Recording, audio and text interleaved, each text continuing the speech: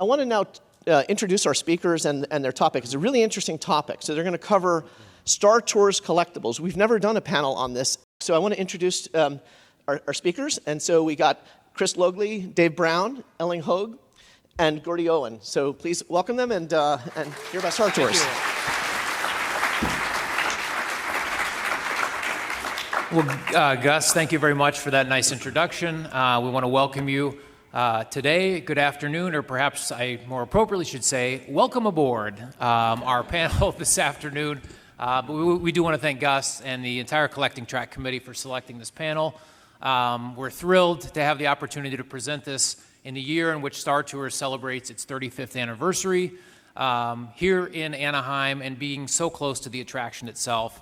I think that in the long history of the collecting track, as we looked at this, I don't know that there's ever, this is the 14th celebration that the collecting track has offered panels at, almost 200 panels. I don't know that there's ever been a panel presented as close to its geographic subject as this panel is today. So we're thrilled to have that opportunity. And not only that, even beyond that, kind of a fun fact, we are sitting in the same building where on February the 6th, 1985, Michael Eisner stepped to the podium at the Disney shareholders meeting and revealed to the world and announced Star Tours and the partnership with Disney and Lucasfilm. So how cool is that? I mean, when we think about that, not only the attraction itself, but here we are. So a little quick audience participation, quick show of hands. How many of you have ridden Star Tours before? Wow, oh, that's perfect. That's what we want to see. Has anyone ridden Star Tours at all 4 of its locations around the world? Anyone? We got one hand here. Awesome. That's awesome. How about this? Who's ridden Star Tours this week? Excellent. Now, I think I know the answer to this next question, but I'm going to ask it anyway. Has anyone ridden Star Tours today? Okay. All right. I didn't think so, but anyway, my name is Chris Logley. As Gus indicated, I live in the state of Illinois. I'm a longtime Star Tours fan. I've collected Star Tours collectibles for 25 years, probably 25 or so years. I'm an avid patch collector. I love trading patches. So if you see me out and about or over in the collector's lounge, I'm always happy to trade patches. I love adding unique things to my collection. And I see that they've loaded our Navigator R2-D2. So sit back, relax, enjoy the panel, and welcome my co-panelists.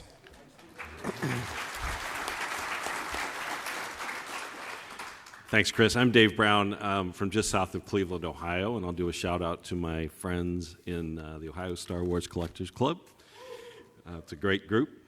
Stop by and see us. We've got a table here. And I want to thank Chris, Elling, and Gordy for the opportunity to join them and present this. It's a topic I love, and hope you do too. Yeah. Welcome, everyone. I'm Elling from Edmonton, Alberta, Canada. One of the token Canadians on the collecting track. I've been an avid fan, obviously, forever, collecting modern prototypes, vintage prototypes, anything sort of vintage era, in through the modern. Star Tours, absolutely been a passion of mine as well over the years. Hi, everybody. Gordy Owen from Norwalk, Connecticut. Collect pretty much all things Star Wars. Started collecting Star Tours stuff in the late 90s. Shout out to the Northeast and Empire State Clubs, which keep me collecting and having fun. And yeah, let's jump into it, guys. I can't wait. Well, to start things off, I mean, it's tough to talk about merchandise unless you sort of address why we have all this fantastic merchandise. And it's really the Star Tours ride that brought this all about. So the ride that we have today is quite different than the one that originated back in... So Star Tours, the attraction, I mean, it's a themed intergalactic spaceport within the Star Wars universe. Immediately upon entering the spaceport, you're immersed in the fantasy. Audio-visual, boarding announcements, travel advertisements, or all things like that displayed about other destinations like Tatooine and Hoth that you can visit, all prominently displayed on the large screen at the end of the lobby. Fully animatronic versions of R2-D2 and C-3PO are visible working on one of the spacecraft used to transport the passengers. The old original version is the Starspeeder 3000. Blue with white, or white with blue more accurately. The droids can be heard conversing back and forth, going about their work. At one point, the Starspeeder has a technical difficulty. Alarms ring out, smoke begins to billow from the front of the speeder. R2 emits a series of panic trills and beeps. System overload seems to be imminent. Fortunately, crisis averted, and their work continues as if this type of thing happens all the time. The ride experience is promoted as entertaining journey to the forest moon of Endor. Sorry, working on slides here. Aboard one of the Star Speeder 3000s. The attraction maintains the immersive experience as you make your way through the boarding area. Before boarding Star Speeders, passengers are even given a pre-boarding video.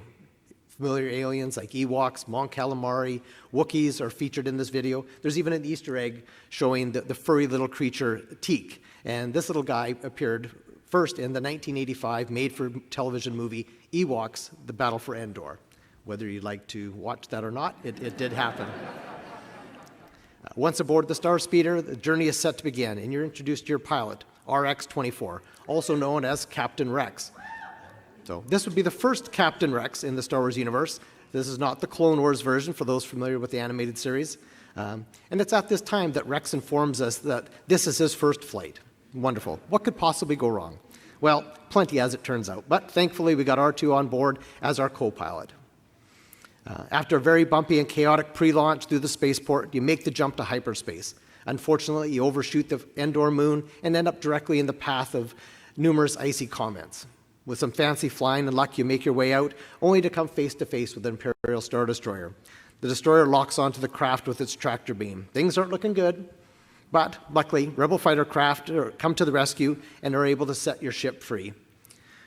After surviving the subsequent space battle, you join the Rebels as they attack the Death Star. It's unclear if this is creating freedom on the designer's parts, or if this is like a third Death Star that happens to have the exact same design flaw. Maybe the Empire didn't learn its lesson the first time. Regardless, passengers are able to relive the nearly identical attack run, speeding down the Death Star's trench, blasting TIE fighters, witnessing firsthand as the X-Wing's proton torpedoes enter the thermal exhaust port. You make a final jump to hyperspace and safely return to the spaceport, but not before coming to a screeching stop and narrowly avoiding a collision with a fuel transport vehicle. The realism of the ride is overall attraction is truly amazing. Disney's then CEO, Michael Eisner, had the incredible foresight to reach out to George Lucas about the possibility of bringing Star Wars into the Disneyland theme park. Truly a monumental action. This was groundbreaking both for Disney and for Lucasfilm, as it marked the first time that a non-Disney intellectual property was brought into any of the parks. Star Tours helped bolster slumping theme park sales for Disneyland and gave Star Wars an opportunity to continue to be new, relevant, and innovative more than 4 years after Return of the Jedi, a point in time which we thought we had the last movie of the franchise. The incredible attraction required the combined talent of Lucasfilm's Industrial Light and Magic, ILM, and Disney Imagineers. The level of effort required to bring this attraction to life, both financially and technically, was akin to making a Star Wars movie.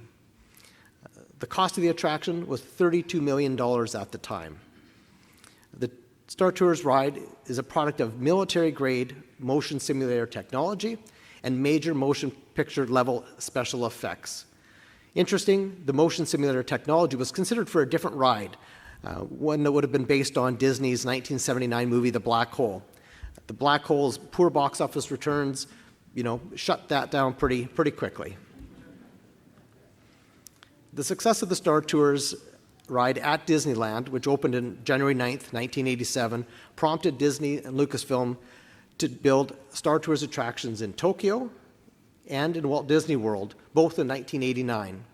Star Tours would also become a permanent fixture in Disneyland Paris a few years later in 1992. Disneyland Star Tours was constructed in the building that was formerly home to Adventure Through Inner Space. The retrofit in this building had some limitations on what they were able to do, and when you look at the other Star Tours parks, specifically Walt Disney World and Paris, they have many more features out front. Large-scale AT-AT, full-scale X-Wings. So obviously the ride really escalated and improved as it gained success in Disneyland. On July 26, 2010, or 13 and a half years since it opened, Disneyland Star Tours was closed to make way for a reimagined version of the ride, one that you would have ridden recently.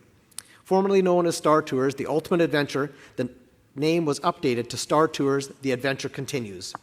Star Tours was reimagined for all the theme parks eventually. The new current version of the ride has the Star Speeder 1000 and includes all 9 episodes. Like the original version of the ride, passengers are treated to an unexpected galactic space travel adventure. Okay, so let's start talking about collectibles, the things we all love to collect. And if we kind of look back to that very, very early period and try to pinpoint what is the kind of first Star Tours collectible that we might see, or something that's branded with Star Tours. And so we're talking about things separate and apart from not things used in the development of the attraction or storyboards or props or cast items, nothing like that.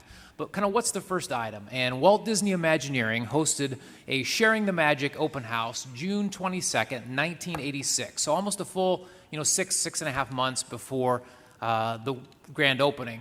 And there's a full ticket for that event, and about 2,000 Imagineers and their families had an opportunity to attend this event and ride a very early version of Star Tours in the simulator. And so there's this full ticket that exists, and the top stub is a detachable top stub that when they rode the simulator, that would be kind of torn off their ticket. They used their opportunity to experience the attraction. So as we look at it and kind of look back, we can't say definitively this is the first collectible, but I've talked to a lot of folks, and nobody really kind of knows of anything earlier than this. And these are pretty rare. They're hard to come by, particularly a full unused ticket.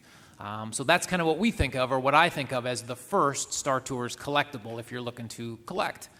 What are some other early kind of advance or promotional items that Disney may have used? And there's kind of a beautiful open leaf flyer, service from Disneyland, adopting kind of a travel motif or a travel theme to the Star Speeder itself and the Star Tours attraction.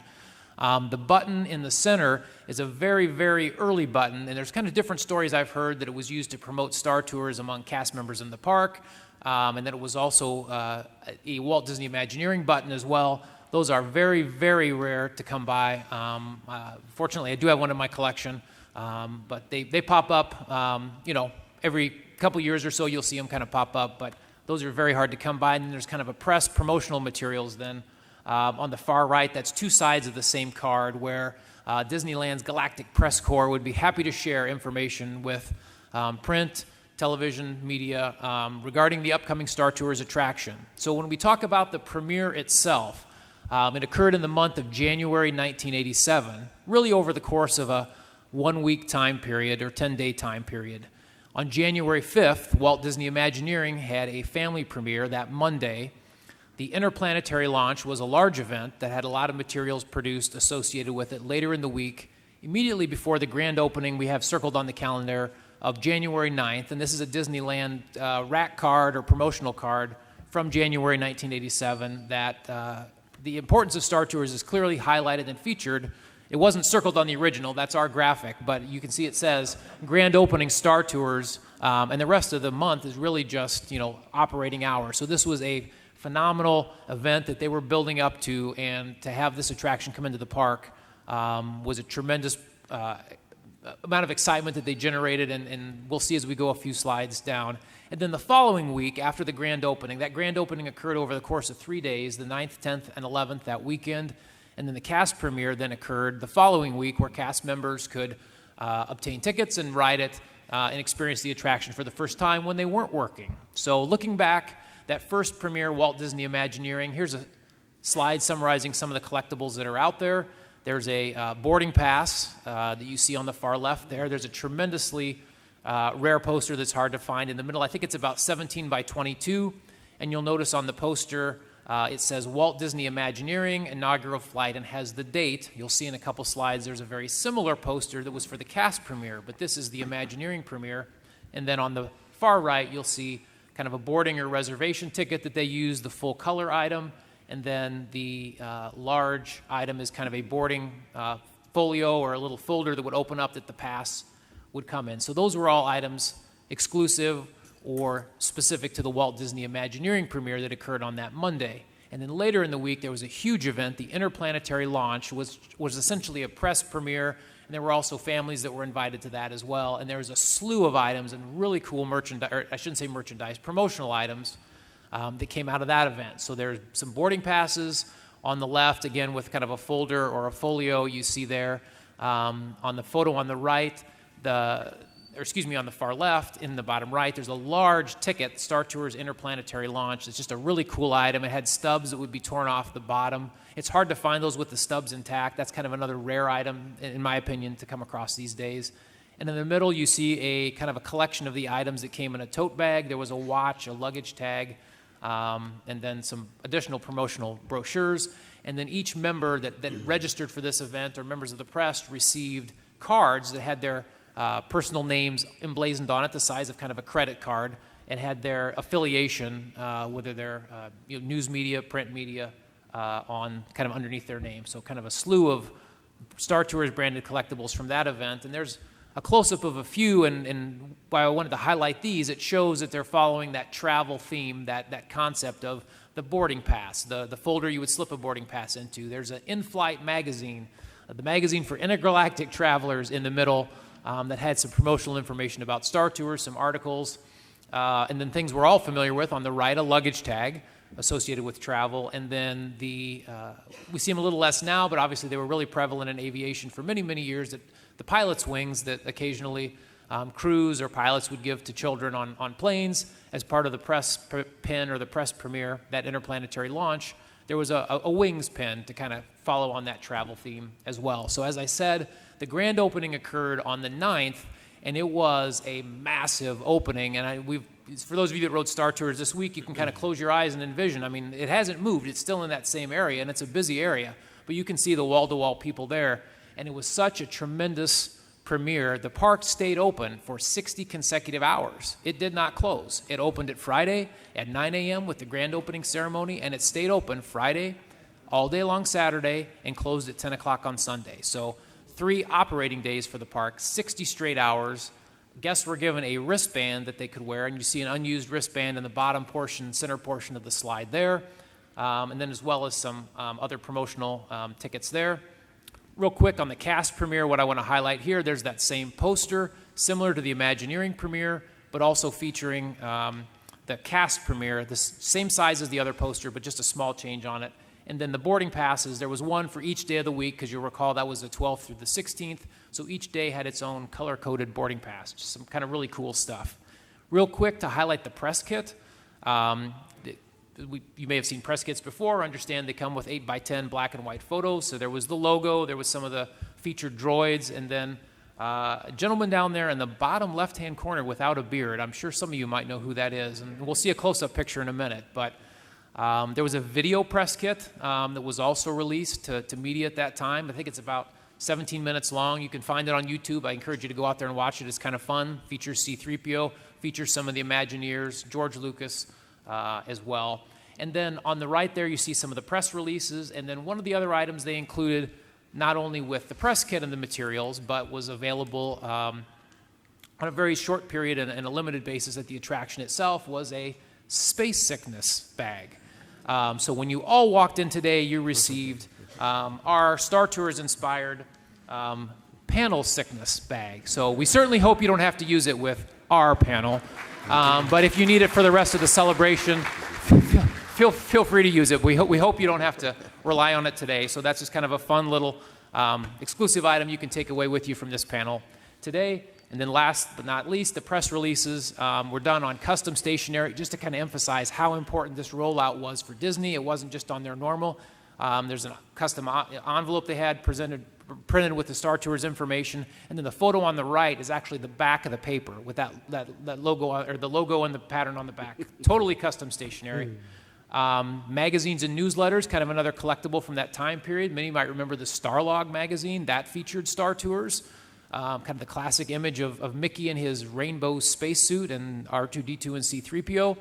There's an example of a newsletter in the middle. Star Tours blasts off at Disneyland. And then on the far right, a very cool Disney News magazine featuring not only Captain Rex, the pilot, but of course, George Lucas without a beard in that time period. So kind of an uncommon image you don't see very often, but you see it on a lot of these Star Tours promotional materials. And another item, many longtime collectors or longtime fans, if you belong to the original fan club, way back, it was called Bantha Tracks, and they produced, the Star Wars Fan Club, and then the newsletter that members received, I think quarterly, was Bantha Tracks.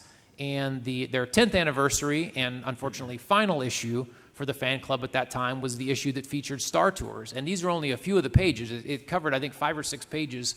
And this is kind of hard to find for a couple of reasons. It was the last issue of Bantha Tracks, so people kind of tend to hang on to that or keep it in their collections. A little harder to find. And then obviously the Star Tours enjoyment and content as well. So there's some of those early collectibles associated with the premiere at that time.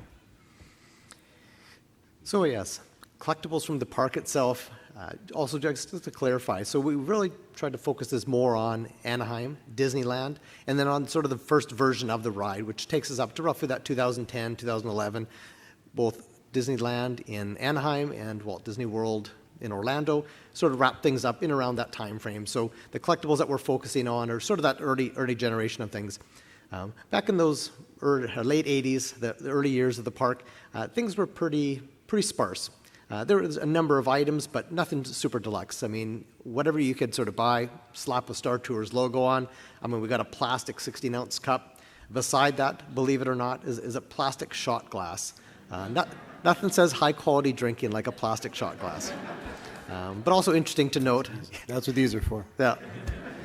Is that, this is one of the very few, very early items that actually have like alcohol. Like, for the most part, Disney doesn't promote, and Star Wars, Lucasfilm, do not promote, drinking, smoking, that type of thing. So that's quite a unique item. Other items would be, the classic T-shirt, again, white, branded with the logo, cups, stationery, as Chris really likes stationery. We've got Star Tours branded stationery. But pennants, I mean, just your really sort of your basic items. Some of the shirt designs did get more interesting over time, but these first items, these would be like early 1987 when the park was first opening. Just to show that they did have some level of interest, they give us a few jazzy items as well. There's the Star Wars laser pistol here. This is essentially a bootleg item that they had done. In it. Reverse bootleg rebranded with Star Tours. yeah. Desperate for merchandise. So on the pistol itself, I mean, is Star Tours or Star Wars sticker. I mean, that's clearly Luke in the background. But this was not made by Kenner, by Hasbro, or any sort of top end company. And then of course we have the bomber jacket here as well. I mean, jazzy to say the least, right? So I would have worn mine, I'm sure, but it would have cracked upon. But wait, there's more. There's more. It gets better. We have... It hurts, doesn't it? Yeah. Almost pirate-themed / jailbird / I don't know what exactly. But again, you've got that Star Tours logo. Just slap that, patch that logo on that shirt. Yeah. Again, that's what these are for. Yeah, you got it. And then of course the classic plastic visor. Nothing more useful in the sun for a bald guy like me than a plastic visor. So for lovers of the action figures, around 1990, Disney began selling at the gift shop there 3 PVC figures on the front row there, Wicket, R2, and 3PO. And they were based on molds from another PVC line from another company called Comic Spain. They're lined up in the back row there to show you the comparison. And then later they added the 4 additional figures, Chewie, Yoda, Vader, and the strangely gray helmeted Stormtrooper. A little more common, you see those around. The buttons were among the more popular because of the price point. They were pretty manageable for most people. Great big bright logos on them, and you'll notice that the color differences between the 2 parks in Florida and here in California based on the logos and the color schemes in the logos. Then there were also some prismatic or holographic options as well. Pins, as everyone knows, are the big Disney staple, just billions of pins out there. And these are some of the earlier examples of the enamel pins that were sold at the gift shops and that were available in that earlier era of Star Tours that we're focused on. And then similarly with the patches, while we're used to seeing thousands of different patch options, there were just a few early patch options there at the Star Tours gift shop, and these are the ones that we were able to research and uncover. Now, those of you who have been out and about, maybe down to the park or to downtown Disney, have seen that they're selling this 35th anniversary patch. Actually, it's featured out on the show floor as well. And we went out and scrambled and got them because we So think brand new. They literally just put these out just yesterday. So this is brand new. Probably some of the newest Star Tours stuff out there. It's a great patch, high quality, and it's $10. So grab them. Posters among the more popular collectible items, and the two that you see there were available at the gift shops. The one on the right was done, I think, in around the time of the first anniversary of the Star Tours. And then also very popular, the McQuarrie-based art on this poster series from the planets. Strangely, there were two Endor versions there. You can see them on the upper row. And then over on the right, this is how the posters were purchased in the gift shops, and very, very tightly rolled. In fact, if you have ever seen one of these unrolled, they're almost always going to have the roll marks or waves in the paper because they were so tightly rolled on display. All right, and here's where I feel like it got really interesting with the collecting, because most Star Wars collections, the centerpiece is 3 3/4-inch figures. And around the early 2000s, we started to get the droids, carded, and not only carded, but they reflected the package of the basic line at the time. So here you see the first 6 droids. 5 of them were featured throughout the walkthrough of the ride. And then the last one's, of course, the original Captain Rex there, who's piloting the ship. And those, again, were on the Power of the Jedi cards. You could actually integrate them into your collection for display purposes with, the actual characters from the movies, which I thought was really unique and fun at the time. It was really exciting to see these on the pegs in Disney. They continue the line for 2 more series, so you'll see that on the top row there's 3 more. And those are on the Saga Collection style type card backs that were consistent with the Episode 2 launch of basic figures. And then the bottom we have 3 more with a black retro look, which was consistent with the original trilogy.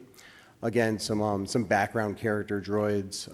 The one on the bottom middle there is G3SLE. For whatever reason, he was extremely hard to get, and he'll make a little more appearance later on in our panel here. So can't have collectibles without the actual car that we're riding in. First adaptation of that, we have the pullback toy, really basic. I remember buying that out of a barrel in the Star Tours store. It was one of the first things you could bring home to remember your vacation. And then we got a revamp of that, which was like a 1/64th scale. I'm sorry, 1/16th scale vehicle, which lights and sound pretty much.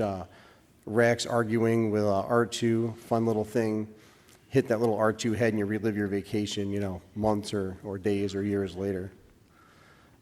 Here you have the Disney Star Wars mashup, and this is probably my favorite series that ever came out. So you've got 6 different series of 5 figures. It's basically your favorite Disney characters cosplaying as your favorite Star Wars characters. A lot of fun. The final series of these featured Goofy in a build-a-figure form, where each one of the figures you bought came with a piece of Goofy, and you put them together, and he was cosplaying as TC-14. There's all of the figures loose. That's from Dave's collection. We featured the TC-14 there. Pretty neat to see that one assembled. If you're a package collector, you've probably never seen that one assembled. And then just some fun ones that we highlighted there, the Stitch Grievous, and we got Chip and Dale over there banging on a Stormtrooper helmet like Ewoks. Pigs in Space. Who remembers Pigs in Space, right? Pigs in Space. So decades later, we started getting some Star Wars Muppet crossovers. These were just basic PVC figures. A lot of fun. You see Goofy there with his rubber chicken in his pocket. I'm sorry, that's Fozzie there with his rubber chicken in his pocket. And Princess Leia's got her hairdryer set to stun. And later on, we got some Muppet Star Wars crossover 2-packs. So the ones pictured here, the first 5 were basically, released all together, and then that one on the bottom middle is Animal and Skeeter there. That was a Star Wars Weekend exclusive. They continued the sign a little bit past what's in the picture, and there was a couple of single-pack ones, but these ones were great, highly detailed figures, a lot of fun. I mean, who doesn't want Bunsen and Beaker, C-3PO, and R2-D2, right? These are the multi-packs. So at the time that these came out, there was a lot of multi-packs being released by Hasbro, and I was really excited to see that they, featured the Star Tours ride, and then also featuring the Jedi Training Academy, which would take place outside of Star Tours, where a couple lucky kids would get to go up there, train with their Jedi Master, and then face off against Vader. I'm sure people have seen YouTube videos of a little girl taking a knee and joining him instead of fighting him. So these were a lot of fun. And again, you got cast members and just random little Padawans that you can add to your collection. They enter your universe of collecting.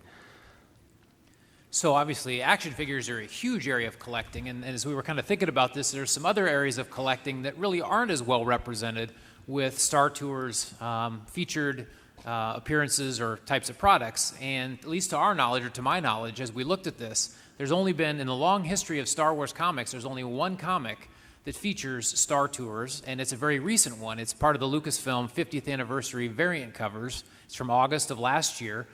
Chris Sprouse was the artist, and you can see the beautiful comic there. Really great design. Features our beloved Captain Rex, the Starspeeder 3000, R2-D2, and C-3PO.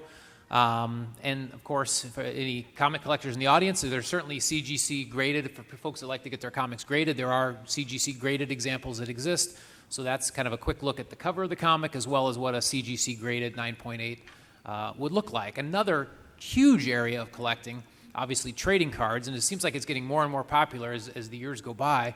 Star Tours has been fairly underrepresented in trading cards as well. There's a trading card from the Starlog company that actually features the cover of their magazine. And a number of covers were featured, and the Star Tours cover happens to be one of them. There's a Disneyland series, I think from 1992, produced by Skybox, celebrating an anniversary, and there's a Star Tours card in there commemorating its debut in 1987. And interestingly enough, those are individually numbered on the back. So there's only 90,000 of them out there. So there's plenty. You'll find one of those if you're looking for it. And then more recently, the Star Tours, I think, or the Star Wars 40th anniversary set featured the Starspeeder 3000, the classic image of 3PO and R2-D2 in the pre-boarding area.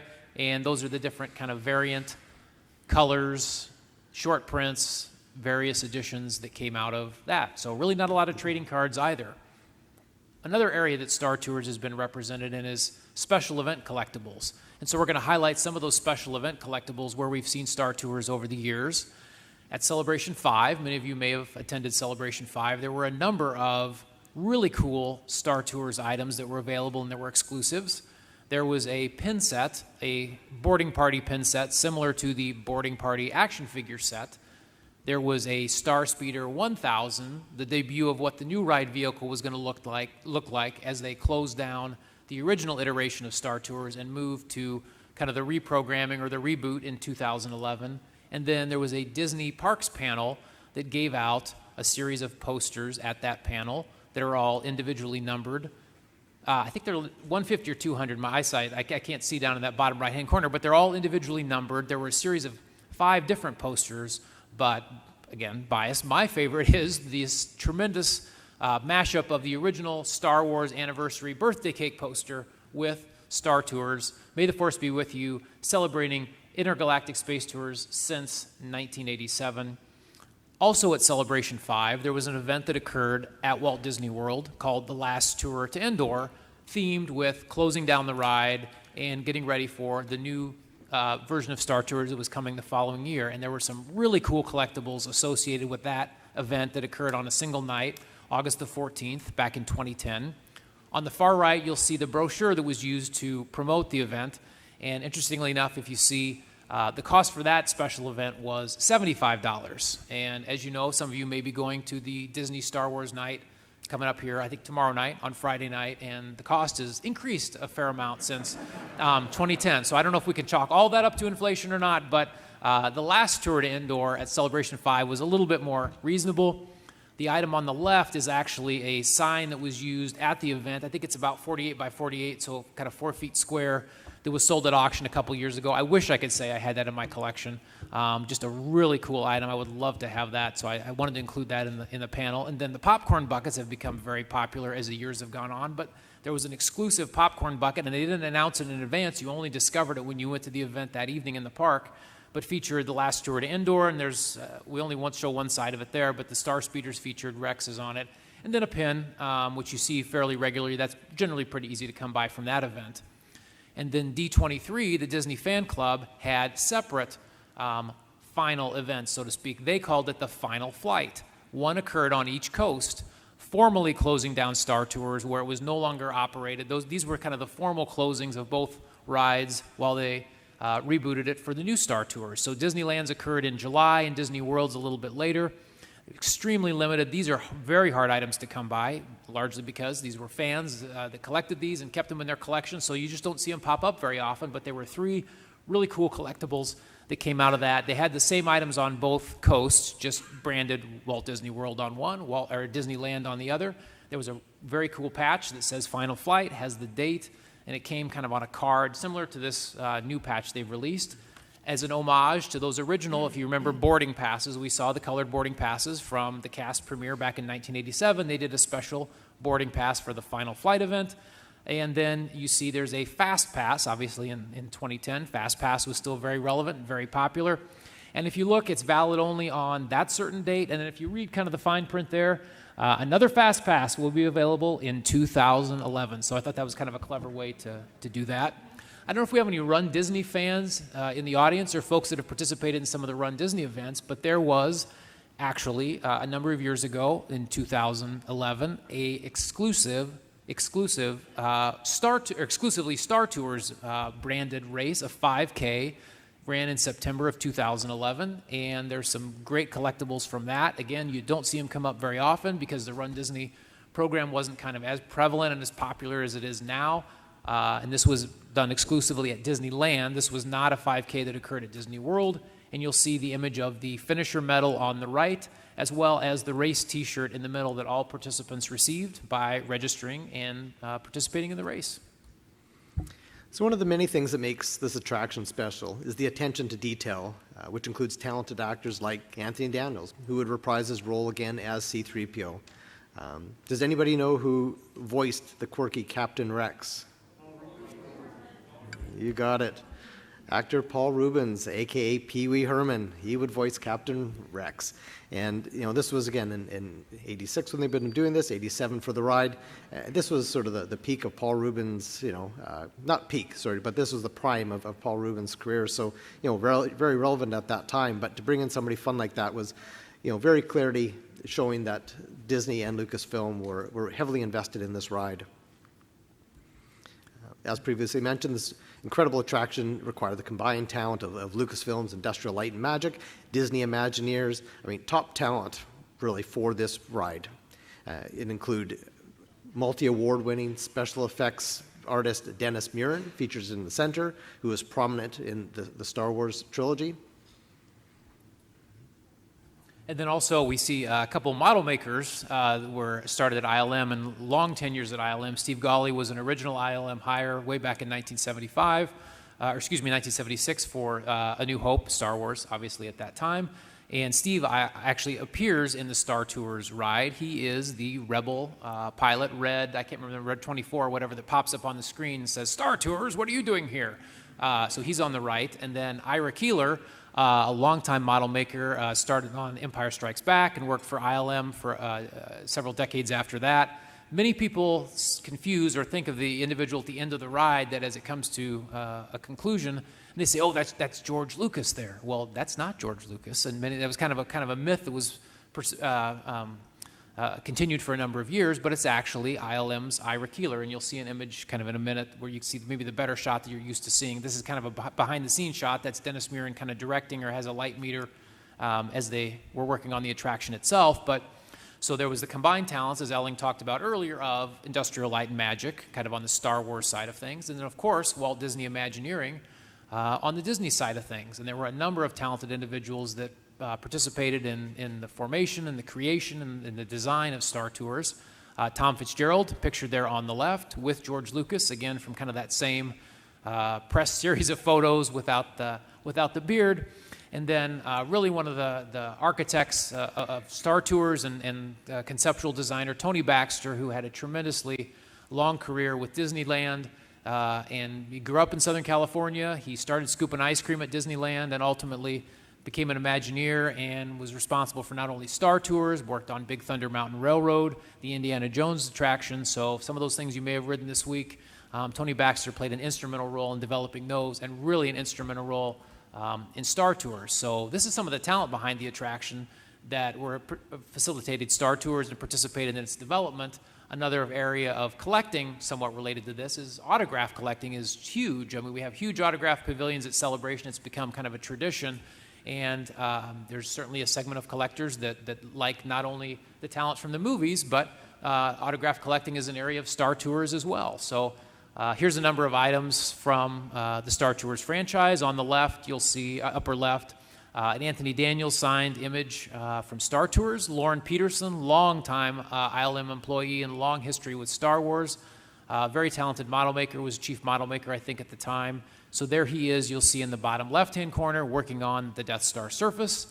The top middle picture is near and dear to my heart. That's Dennis Murin and I at the last Anaheim celebration. We happened to cross paths over in the hotel and snapped a quick picture, and I was lucky enough to get that signed a couple years after the fact.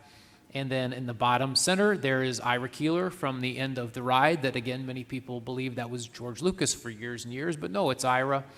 And then, of course, on the right, our beloved Captain Rex, voiced by Paul Rubens. So autograph collecting is kind of a fun niche area of Star Tours that maybe not immediately come to mind. Certainly action figures is very mainstream, but with the huge growth in autograph collecting, that's an area as well.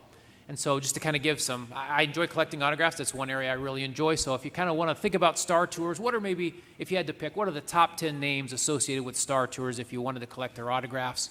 Well, obviously, if we think of kind of the top of the pyramid, you know, we've got George Lucas on the Star Wars side. We have Michael Eisner, certainly from Disney. We talked about the Imagineers, Tony Baxter and Tom Fitzgerald. We talked about Steve Gawley and Ira Keeler. Ira, unfortunately, passed away recently. So he's no longer with us, but certainly autographs still exist out there. Paul Rubens does the convention circuit and appears at conventions certainly from time to time and does different signings. Anthony Daniels, of course, routinely appears at Star Wars Celebration. He's here all 4 days signing autographs, I think this weekend with official picks. And then, of course, Dennis Murin, longtime ILM employee, multi-Academy Award winner. And I think if I've got my trivia right, I believe Dennis Murin has more Academy Awards than any other living person. And is second all time to Walt Disney as an individual, if I believe, if I've got that right.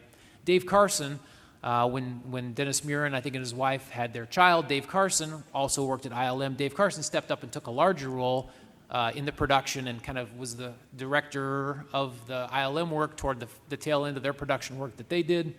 And Dave also did all the storyboards as they were conceptualizing what's this ride going to look like, what's the experience going to be for the audience. So Dave Carson's kind of another key name of Star Wars autograph collecting. So that's kind of a top 10 list for people that might be interested or something you may want to think about.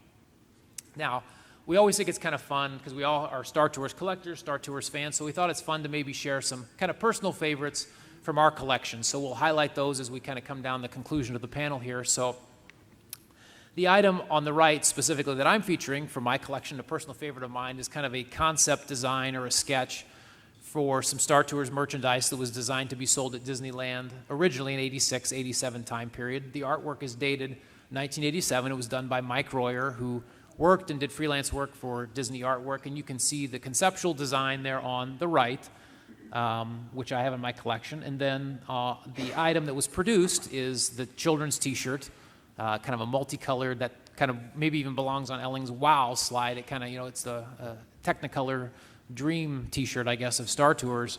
And there are some differences in the artwork kind of as you look at it, but that's kind of a personal favorite from my collection, and we're all going to kind of share a few items from our collections.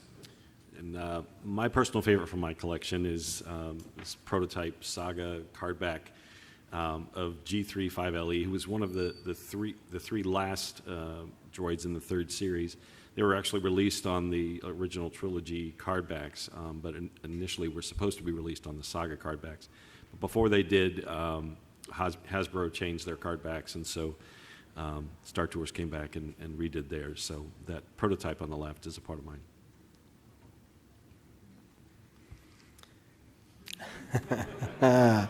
What is that, guys? That is a Star Tours employee jacket that I stole. Won at auction. So it's actually the female version. That's why the sleeves are so short on me there. But yeah, that's definitely my favorite.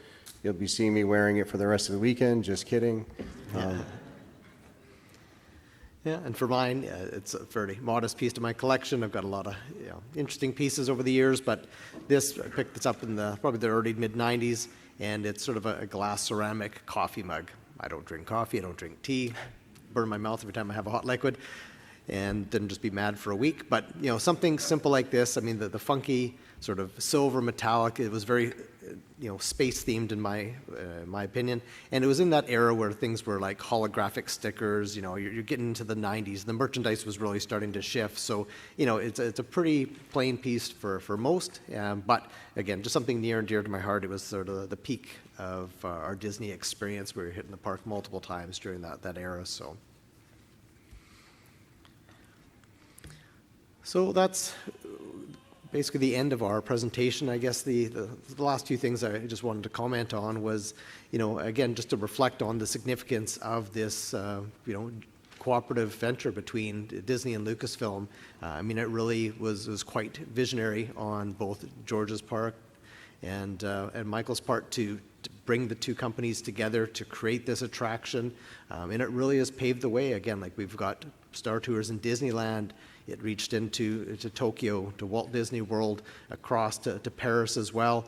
And from there, the success of that venture, not just the ride itself, but the cooperative nature in which they worked, again, got us things like Indiana Jones, again, another non-Disney IP into the park.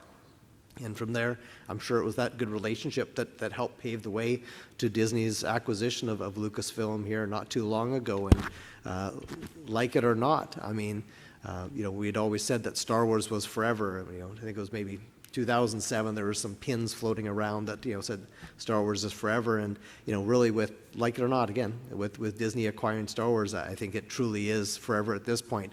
What we're seeing with the rides, with the merchandising, I can remember being one of maybe 100,000 people wearing a Star Wars shirt back in the 90s in the park, and now 1 in every 10 people have a Star Wars shirt on. So again, I'm certainly very grateful of the vision of these visionaries, really, to look beyond the traditional market for the rides, for the theme park, for the movies, and what they were doing. So yeah, so that's it. Thank you very much for attending. And then thank you very much. Yeah. And then, so obviously, as Gus explained, and as you may know of longtime fans of the collecting track, you'll receive a Star Tot on your way out the door. Everyone will receive that. Everyone will receive the panel sickness bag. But we've got a couple other fun giveaways that we'd like to give away as kind of our gift to you as panelists. So the way we will do this is very simple. You all received your panel sickness bag when you walked in the room today. So, and what we have to give away is obviously the brand new patch. We're going to give away one of these. We have the brand new 35th anniversary pin, which a couple people have told me they couldn't get it. I got this yesterday morning over at the park, but they couldn't find it, so I don't know if it still is over there, if it's sold out or not. We've got the patch, we've got the pin, we've got the brand new variant cover comic to give out, and then our kind of real featured item is this 12 by 18 autographed Star Tours poster signed by Anthony Daniels, courtesy of Official Picks. Anthony's signing for Official Picks all weekend in the Autograph Hall, and they were kind enough to donate this for our panel so we could give this away at the panel. So beautiful 12 by 18 signed by Anthony Daniels with his character name on it. So the easy way to do this is you all got a panel sickness bag. If you open the panel sickness bag and you look in the panel sickness bag, 3 of them have green stars. 1 of them has a gold star. So if you could look in your panel sickness bags, open it up. We've got one right here. Winner. We've got one right here. So I've got 2. So stand up. So stand up. Where are our 4 winners at? Let's stand up here.